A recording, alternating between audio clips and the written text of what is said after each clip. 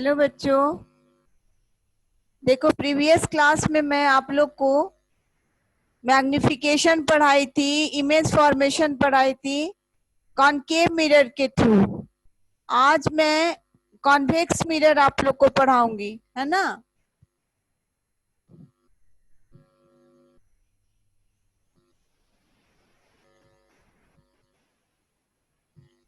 देखिए, convex mirror में भी जो इमेज फॉर्मेशन है, जो रूल्स फॉर ऑब्टेनिंग इमेज है, वो करीब करीब सेम ही है। इसमें जो पहला रूल्स है कि the ray of light parallel to principal axis passes appears to coming from focus। ये पहला रूल है। उसमें वो उसमें प्रिंसिपल एक्सिस के पैरेलल जो रे था वो फोकस से पास कर रहा था, और इसमें बस यही है कि प्रिंसिपल एक्सिस के पैरेलल जो रूल्स जो रे है वो जो है वो अपीयर होता है, दिखता है।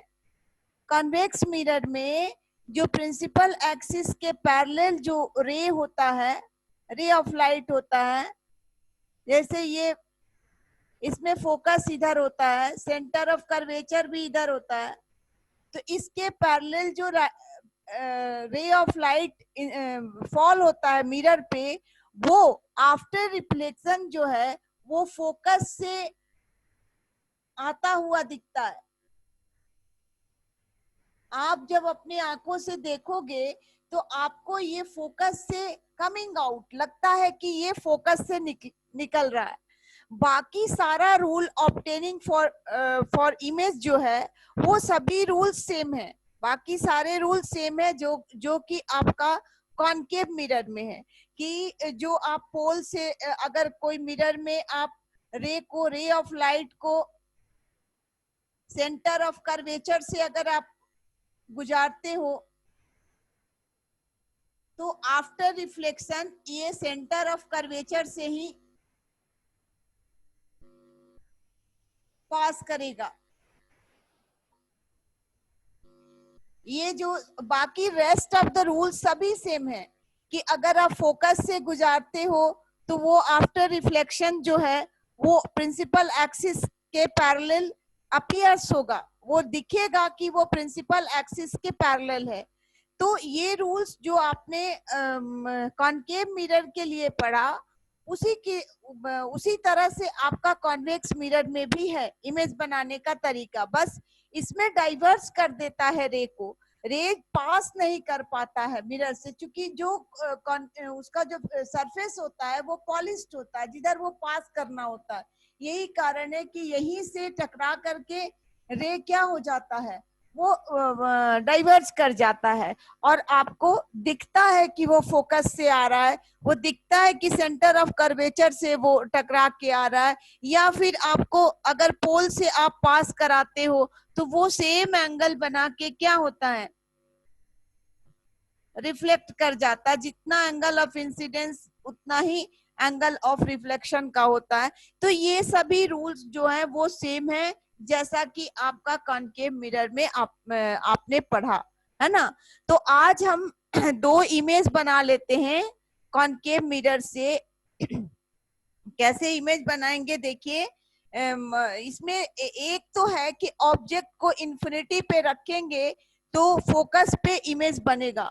इसका एक दो ही इमेज फॉर्मेशन है कॉन्वेक्स मिरर में, इसीलिए मैं इसको पढ़ा देती हूँ, उसके बाद मैं इस पर न्यूमेरिकल बनाऊंगी। व्हेन ऑब्जेक्ट इज एट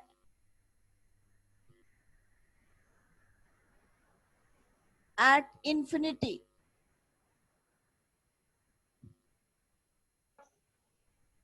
अगर आप ऑब्जेक्ट को इंफिनिटी पे रख दोगे तो कॉन्वेक्स मिरर के थ्रू कैसा इमेज बनेगा।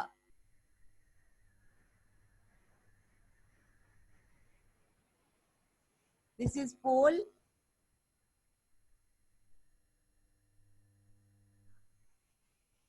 ये फोकस, ये सेंटर ऑफ कर्वेचर। आप पहले इंफिनिटी से रे को ऑब्टेन कीजिए, कि इंफिनिटी से रे को ऑब्टेन करिए। पहले पोल से ले जाइए, जितना का angle of incidence incident ray बनाएगा प्रिंसिपल एक्सिस के साथ, उतना ही का एंगल रिफ्लेक्टेड रे बनाकर आफ्टर रिफ्लेक्शन निकल जाएगा। लेकिन ये बैक में जो है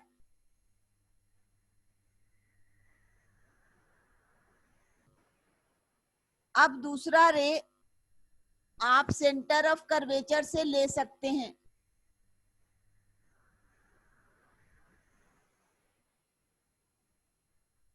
इसके पैरेलल ले लें, चाहे ऐसे भी सेंटर ऑफ कर्वेचर से नहीं लेंगे तो ये जो है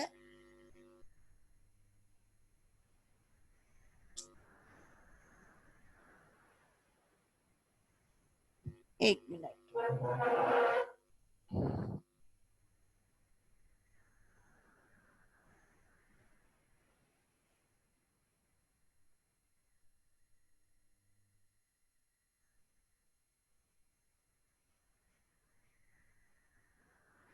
इसके पैरेलल रे को ड्रॉप कीजिए।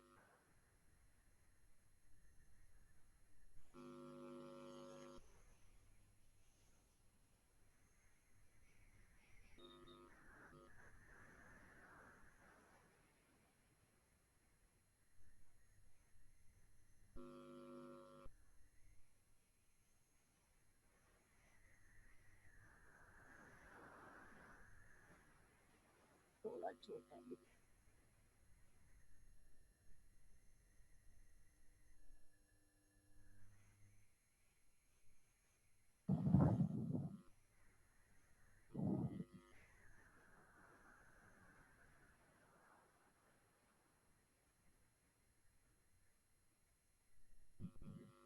ये फोकस पर इमेज बनाएगा। इंफिनिटी पर जब आप ऑब्जेक्ट को रखोगे तो इमेज कहाँ बनेगा? फोकस पे बनेगा।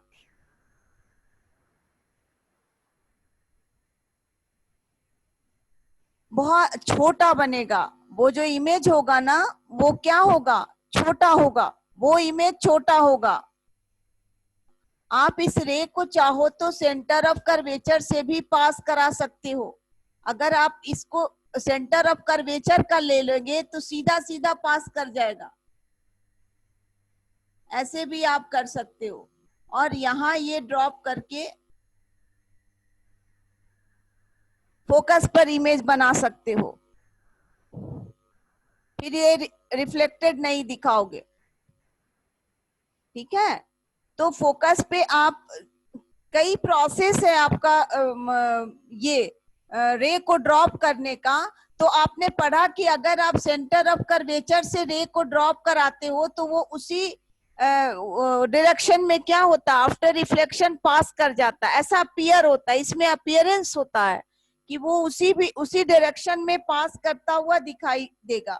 और अगर बाकी सब रूल है कि प्रिंसिपल एक्सिस के पैरेलल लोगे तो फोकस से आपको डाइवर्ज करता हुआ दिखाई पड़ेगा। तो इसमें अपीयरेंस होता, उसमें पास कर जाता है, डायरेक्टली पास कर जाता है।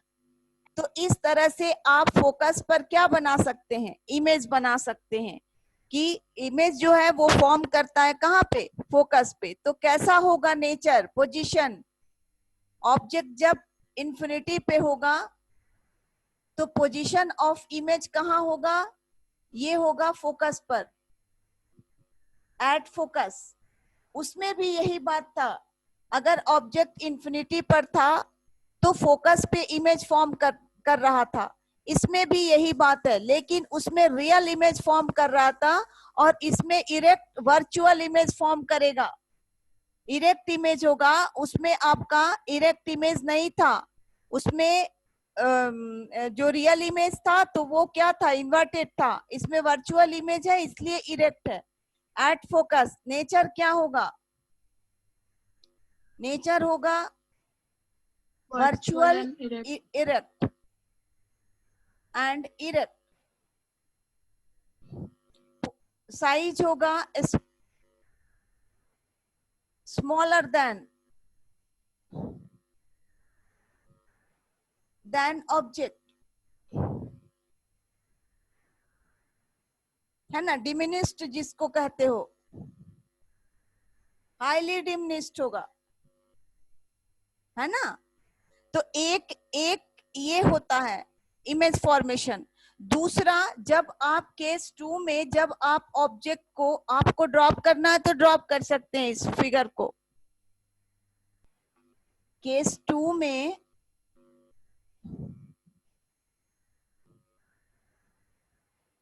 ऑब्जेक्ट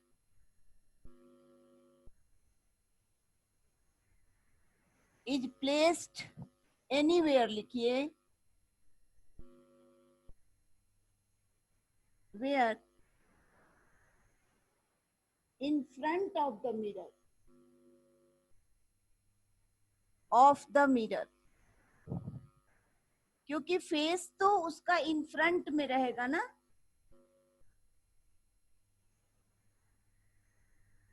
आप ऑब्जेक्ट को तो इस फेस के इन फ्रंट में रखोगे।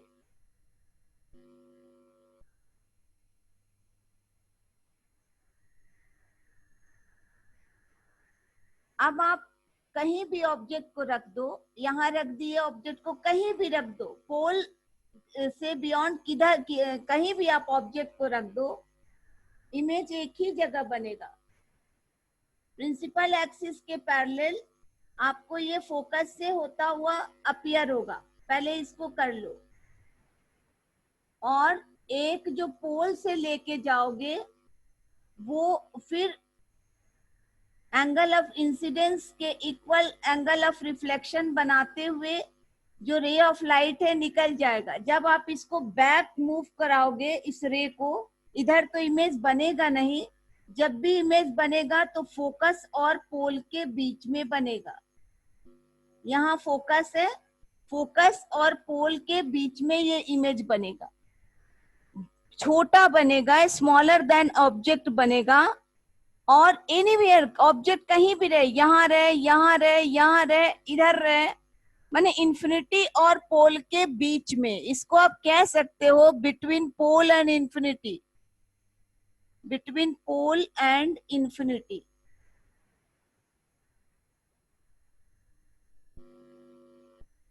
है ना। इंफिनिटी और पोल के बीच में कहीं भी ऑब्जेक्ट को प्लेस्ड कर दो, इमेज यही बनेगा, छोटा इमेज बनेगा। क्या होगा इसका, आप nature position of the image बताइए, कहाँ बनेगा position of the image? behind the mirror, at image between between pole and focus and focus, pole and focus। Nature कैसा होगा ये? Virtual and erect, virtual and erect, size smaller than object, very very smaller, नहीं smaller, क्योंकि यहाँ देखो infinity पर का object बड़ा, बहुत बड़ा होता है, इसलिए जो वो केस था, पहला केस था, उसमें इतना बड़ा ऑब्जेक्ट दिखाया, और इंफिनिटी का ऑब्जेक्ट जो होता है इतना बड़ा इमेज दिखाया, तो इंफिनिटी का ऑब्जेक्ट बहुत बड़ा होता है और उसका इमेज जो है बहुत छोटा हुआ कंपैरेटिवली ऑब्जेक्ट के साइज का। पर यहाँ पर जितना बड़ा आप ऑब्जेक्ट देख रहे हैं, इससे कुछ ही छोटा आप इमेज को देख रहे हो, तो यहाँ पर लिखोगे smaller than object, not highly small, very very smaller. ये आपका साइज हुआ, तो इसको आप ड्रॉ कर लें। यूजेज है, it is used as a rear view mirror,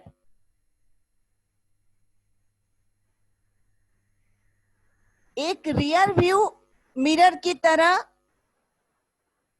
use होता है।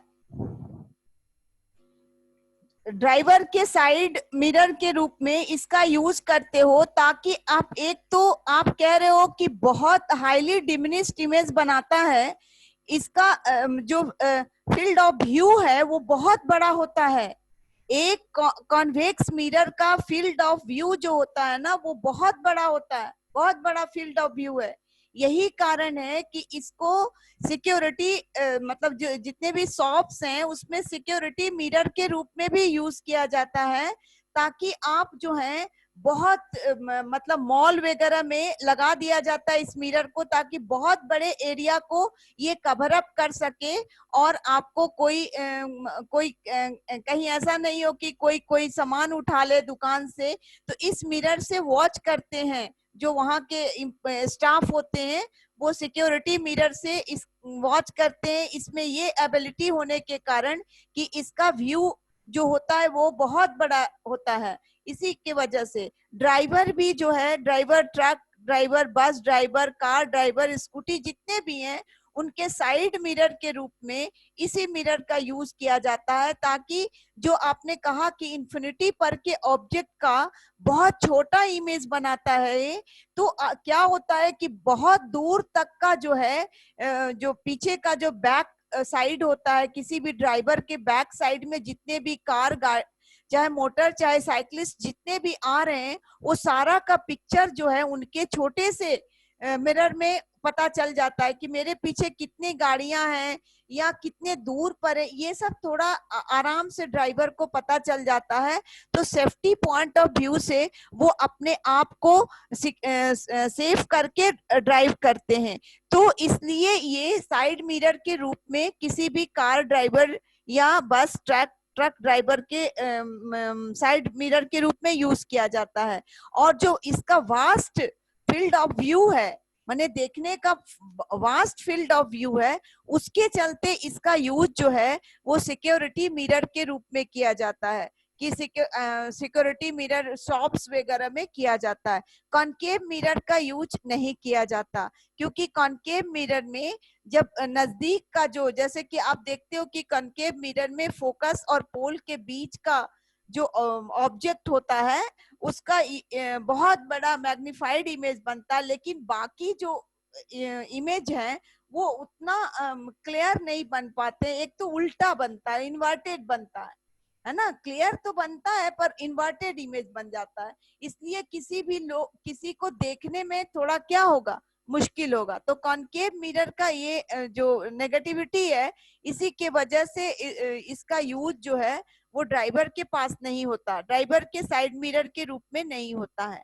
तो अगर आपसे एक क्वेश्चन पूछा गया है कि आप प्लेन मिरर, कॉनकेव मिरर और कॉन्वेक्स मिरर में कैसे अंतर करोगे, क्या अंतर करोगे, अगर तुरंत आपको एक लाइन में बोला जाए 1 मार्क्स का क्वेश्चन कि प्लेन मिरर, कॉनकेव मिरर और कॉन्वेक्स मिरर में क्या अंतर है, तो आप क्या बोलोगे? आप बोलोगे कि when we come very close to mirror, if the size of image is same as the object, it is the plane mirror.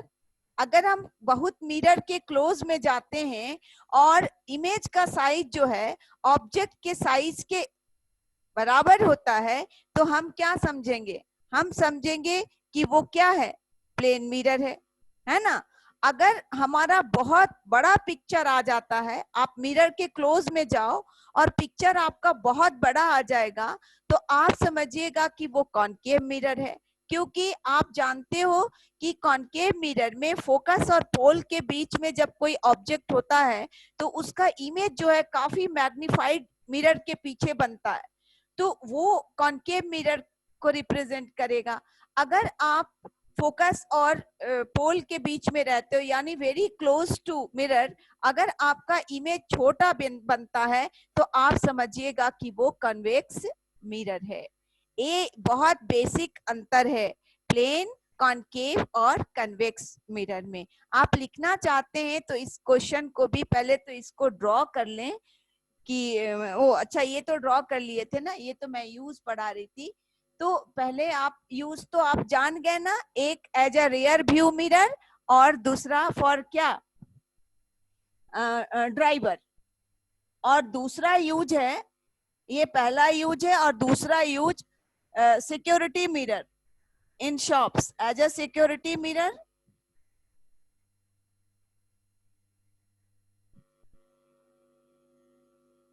Mirror in shops, दुकान में सिक्योरिटी ड्यू टू क्या, क्यों, वाई, आपसे पूछा गया why, because of It can vast field of view.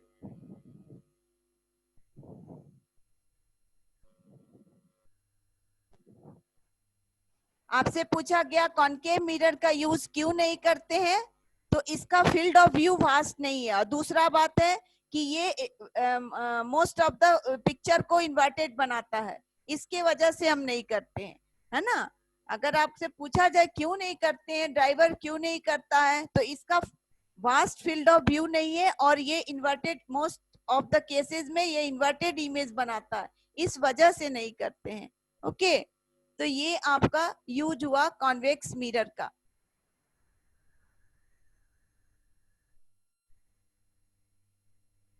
ठीक है, अब आगे बढ़ते हैं।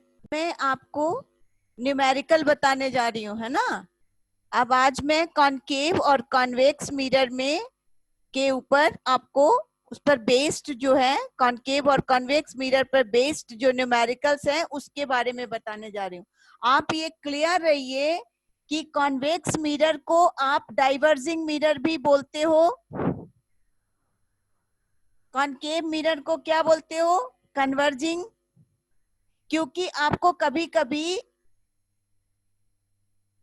ऐसे कॉनकेव नहीं बोल करके कन्वर्जिंग भी बोला जाएगा, कन्वर्जिंग मिरर, है ना। और कॉन्वेक्स मिरर को आप डाइवर्जिंग मिरर बोलते हो। ये सब पॉइंट्स आप राइट डाउन कर सकते हैं ताकि आप जब न्यूमेरिकल बनाने लगे तो जो इंपॉर्टेंट पॉइंट्स है आप उसको लिख लें। मिरर फॉर्मूला क्या है, मिरर फॉर्मूला है 1/f equals to 1/v plus 1/u। यहां पर f क्या है, फोकल लेंथ है। आप सभी मेरे साथ जल्दी जल्दी लिखें। u क्या है, ऑब्जेक्ट डिस्टेंस है। v क्या है, इमेज डिस्टेंस है। f और रेडियस ऑफ कर्वेचर में क्या रिलेशन है, रिलेशन बिटवीन सभी पॉइंट्स को एक साथ करें ताकि आपको न्यूमेरिकल बनाने में दिक्कत ना हो। Relation between focal length and radius of curvature.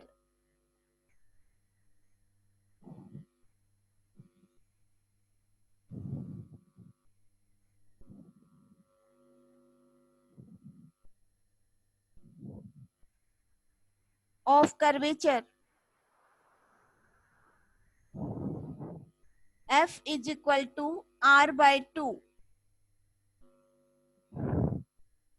फिर स्टार बना के लिखें,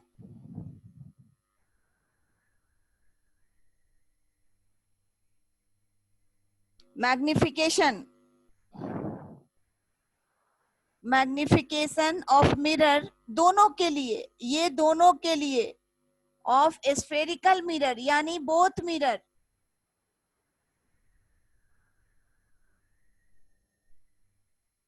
m in term of height, in term of height क्या है भाई, m is equal to hi/h0। hi कहीं कहीं h2 भी लिखा रहता है तो आप उसके लिए कोई दिक्कत नहीं है, आप समझिएगा वो हाइट ऑफ इमेज है,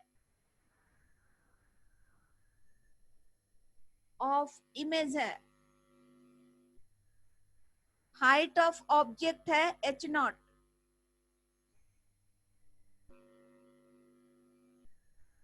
ये सब मेरे पॉइंट्स आप मेरे साथ साथ लिखिए। Magnification in term of spherical mirror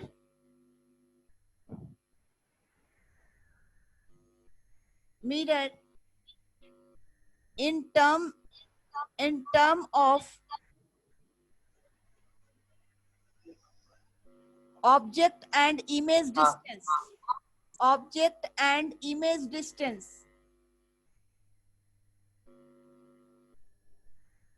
object और इमेज डिस्टेंस के टर्म में क्या होता है? मैग्निफिकेशन. इसको घेर ले बोल्ड लाइन से.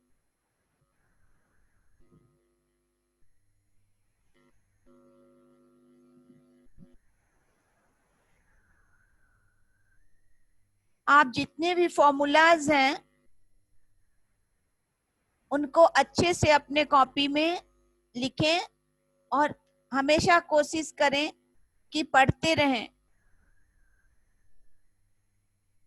ये -v/u, ये सारे आपके पॉइंट्स हो गए.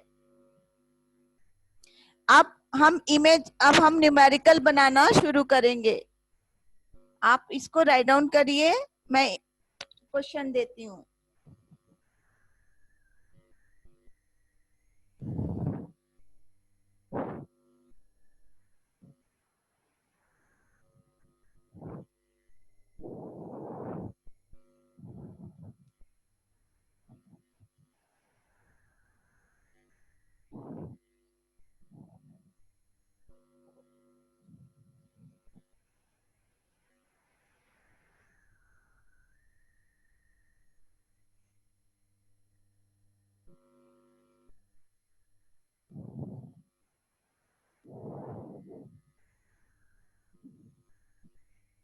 At what distance from the mirror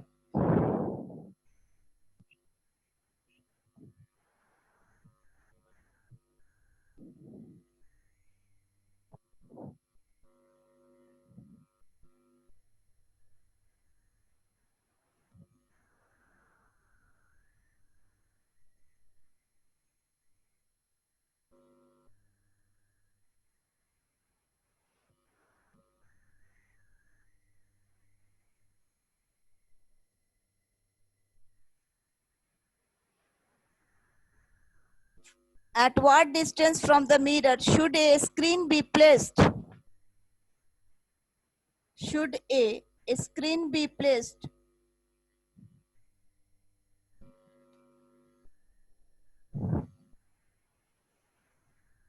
so that a sharp focused image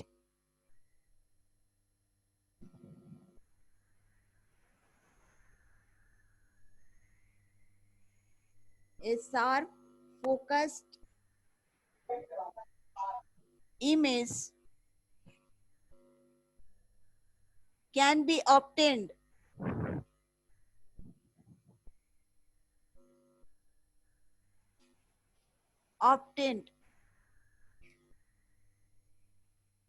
Find the size and nature of the image.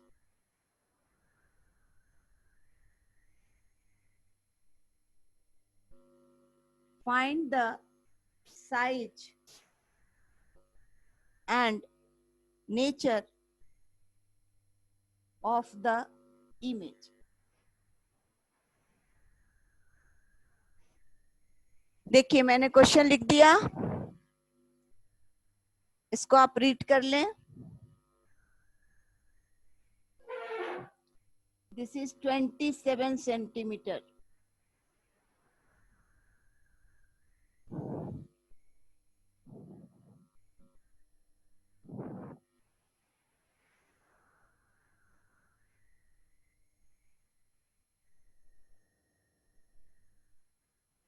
अब इसमें सबसे पहले ढूंढे कि क्या क्या गिवन है. ऑब्जेक्ट का साइज गिवन है 7 सेंटीमीटर. ठीक है, यानी साइज मतलब क्या? हाइट. साइज में हम साइज में लिखवाए हैं आपको कि ये इरेक्ट है, ये है, तो साइज का मतलब h0. Size of object. सभी गिवन पार्ट को लिखें, गिवन करके सभी पार्ट को लिखें. साइज ऑफ ऑब्जेक्ट यानी height h0 7 centimetre. at a 27 centimeter in front of concave mirror. आप ध्यान दे, this is concave mirror. अगर आप बोलते हो 27 सेंटीमीटर यहां से, तो ये नेगेटिव हुआ, ये डिस्टेंस नेगेटिव हुआ. आप साइन कन्वेंशन यूज कर लो, यानी ऑब्जेक्ट डिस्टेंस जिसको आप यू कहते हो वो गिवन है, वो -27 सेंटीमीटर. आपको खुद से ये लिखना होगा, क्वेश्चन में ये बात दिया नहीं रहेगा. आपको खुद को एक इमेजिनरी फिगर ड्रॉ करना होगा, और आप देख रहे हो कि इन फ्रंट ऑफ द मिरर आपका रखा हुआ है ऑब्जेक्ट, यानी वो नेगेटिव है. तो ये -27 सेंटीमीटर हो गया. At what distance should the screen be placed? Screen मतलब इमेज, क्योंकि इमेज जो है स्क्रीन पे मिलेगा. हमेशा जो रियल इमेज होता है, हमने प्रीवियस क्लासेस में भी समझाया कि रियल और इमेजिनरी यानी रियल और वर्चुअल इमेज में क्या अंतर है. तो यही बेसिक अंतर है कि रियल इमेज स्क्रीन पे मिलेगा और वर्चुअल इमेज स्क्रीन पे नहीं मिलेगा, वो बिहाइंड द मिरर मिलेगा. तो इसका मतलब वो क्या गिवन है, वो आपको क्या निकालना है, इमेज डिस्टेंस आपको निकालना है.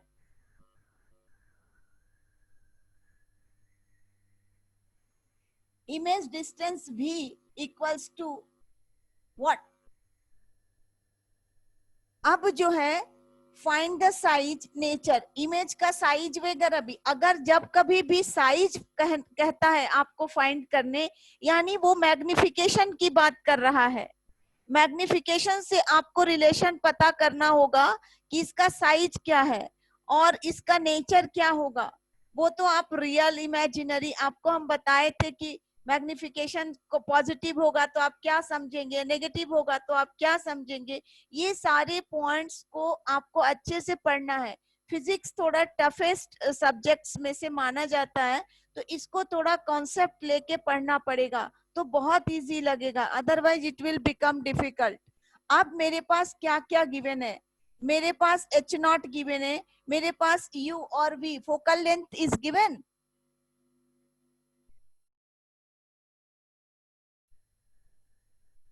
Yes, Focal length is not given, I think. Given? Yes, concave mirror of focal length. I have not written here. यहाँ एक क्वेश्चन में था ऑफ फोकल लेंथ. सॉरी, ये इसको आप लिख लें. मैं इस पॉइंट को यहाँ लिख लेती हूँ. Focal length of concave mirror is, concave mirror is 18 centimeter, I think. Yes, it is 18 centimeter given. तो क्या दिया हुआ है, F0 फोकल लेंथ दिया हुआ है. F0 जो क्या होगा, नेगेटिव होगा कि पॉजिटिव होगा? ये भी क्या होगा, नेगेटिव होगा. कॉन्केव मिरर में फोकल लेंथ लेफ्ट साइड पे होगा, जिधर इसका कर्व अपीयर होता है उधर आपका फोकल लेंथ होगा, यानी वो भी पार्ट नेगेटिव ही होगा. तो ये -18 हो गया. अब आप U है, F है भी आप निकाल सकते हो मिरर फॉर्मूला को यूज करके, है ना. M नहीं निकाल सकते, क्यों?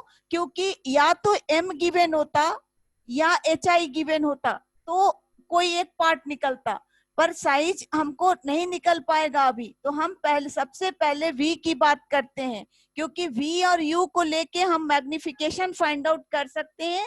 और अगर हमारा मैग्निफिकेशन हो गया तो अगर हमारा मैग्निफिकेशन निकल गया तो मैग्निफिकेशन के थ्रू H0/HI कर देंगे. तो सबसे पहले हमारा काम है कि हम मिरर फॉर्मूला को यूज करें. यूजिंग मिरर फॉर्मूला,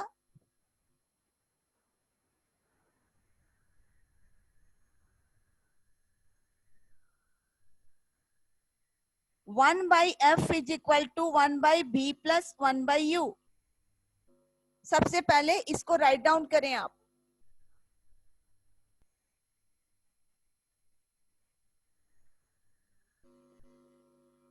अब आप जो भी गिवन पार्ट है उसको सब्स्टिट्यूट कर दें। फोकल लेंथ 1/18, 1/v आपको फाइंड करना है, 1/-27।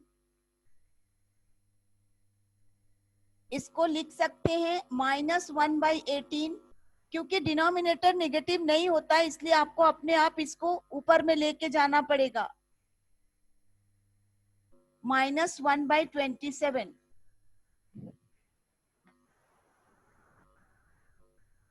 अब आप v को फाइंड आउट कर सकते हो। -1/18 + 1/27, अगर आप इसको इधर लेके गए तो 18 और 27 का एलसीएम 54 होगा।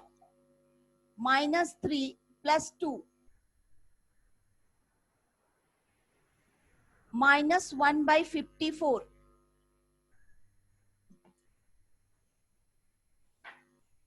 v equals to -54।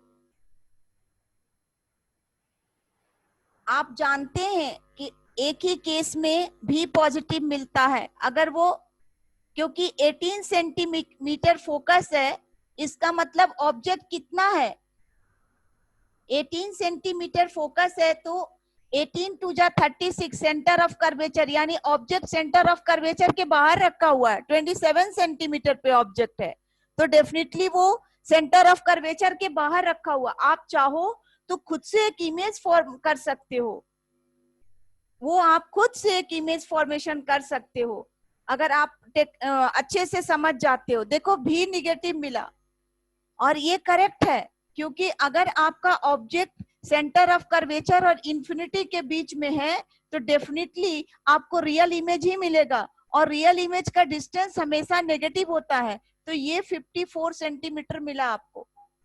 अब मेरे पास भी और u हो गया। Now you can find magnification.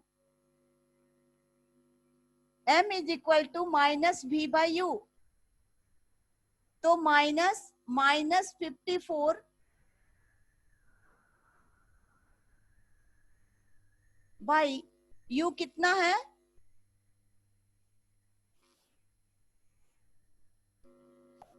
-27। तो मैग्निफिकेशन आपको मिला -2। अगर करेक्ट किया, अनुराग ने करेक्ट जवाब दिया। इफ मैग्निफिकेशन इज नेगेटिव, पहला ही क्वेश्चन में आप लिख लें, ये नीड नहीं है लिखते समय। Is negative, image, nature of image is real and inverted.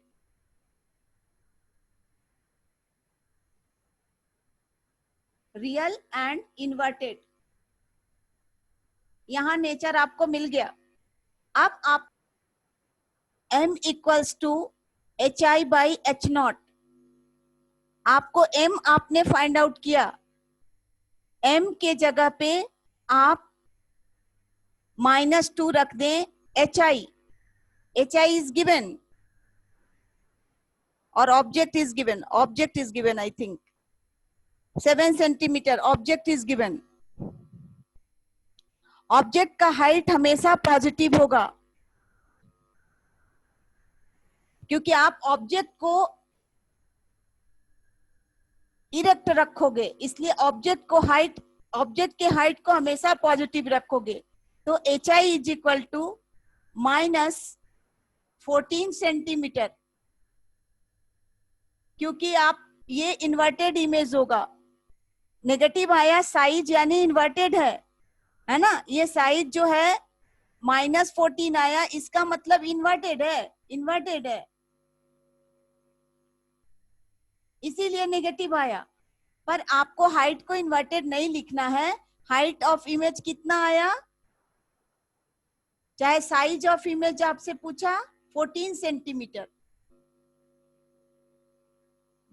Negative sign को आप नहीं लिखोगे कि साइज ऑफ इमेज में -14 सेंटीमीटर लिखे, नहीं, माइनस शोज द नेचर कि वो इन्वर्टेड है कि इरेक्ट है। अगर पॉजिटिव आया तो वो इरेक्ट है, अगर नेगेटिव आया तो वो इन्वर्टेड है। साइज में हमेशा 14 सेंटीमीटर ही लिखोगे। समझे आप लोग? इस तरह से आप क्वेश्चन को बनाएंगे। रेस्ट ऑफ द क्वेश्चन आप एनसीईआरटी का सॉल्व करने का कोशिश करेंगे। नेक्स्ट डे फिर मैं क्लास लूंगी। ओके, आगे पढ़ाऊंगी और फिर अभी न्यूमेरिकल का ही क्लास लूंगी नेक्स्ट डे। ओके।